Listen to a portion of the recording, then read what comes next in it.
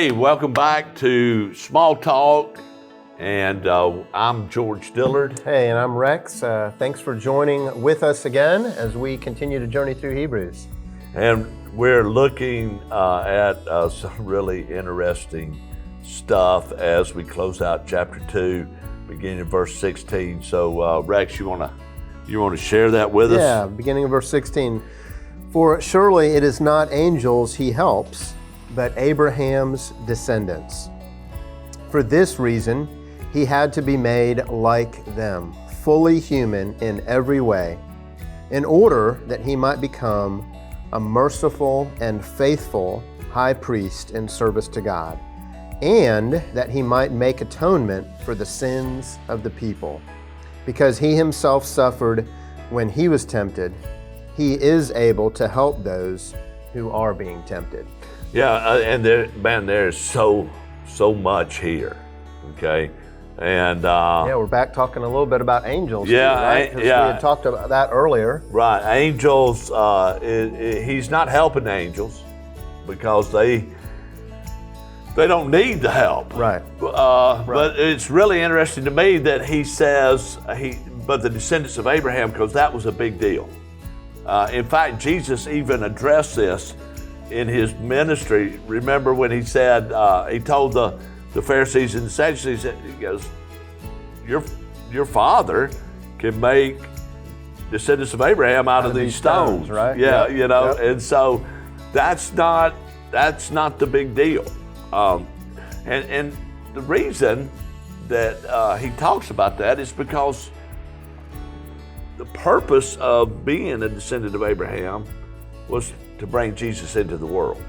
Again, so we're talking about the preeminence of Jesus. Mm-hmm. And but there's this whole idea that they need help because a lot of them were convinced they didn't need help. Yeah, the lineage that they had, they didn't need it. Right. That's what they thought, right? And so it's kind of almost like a tongue-in-cheek kind of statement here. So what do you think he came for? He didn't come for the angels, right. So who else is there to come for? Right, yeah, exactly. Yeah. And so, why is it that the angels don't need help? Well, they're at a different level than we are, right? I mean, they're. Yeah, I mean, they have not rebelled against God. They have not thought they were equal with God. Right. And right. And so, and that's another part of this. The writer of Hebrews, the Holy Spirit is inspiring the writer of Hebrews to say, guys, you need help. You can't do this on your own. Right. Right. And so verse 17 there, when it talks about that Jesus was fully human in every way. Right. Why do you think that he brings that up? That he had to be fully human in every way? Well, I think to me, it's always been because,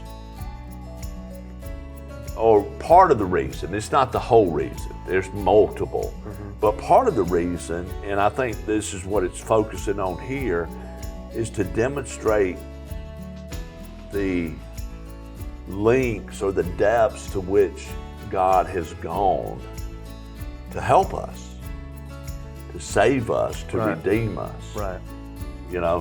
Jesus is, as Paul says in Philippians, emptied himself. Right.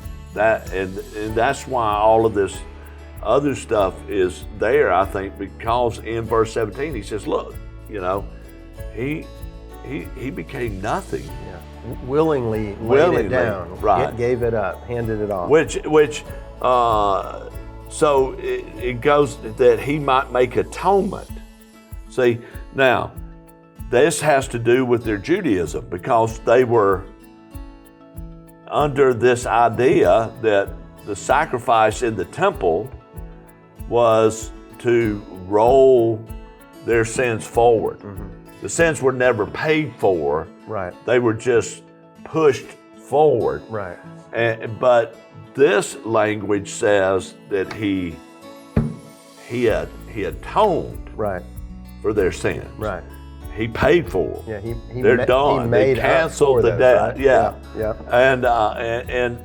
And that's why he is the high priest. Mm-hmm.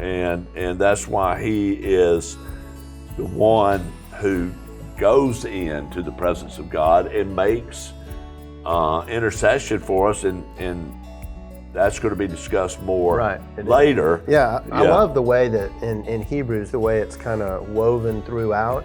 And so, you just kind of brought up a little bit later. So Hebrews 4, 14 to 16 talks about him being the great high priest. The one, And talks about how he knows that what we've gone through because he went through it. Right. It's almost like this is leading into that. It's introducing that Mm-hmm. idea, get their minds ready.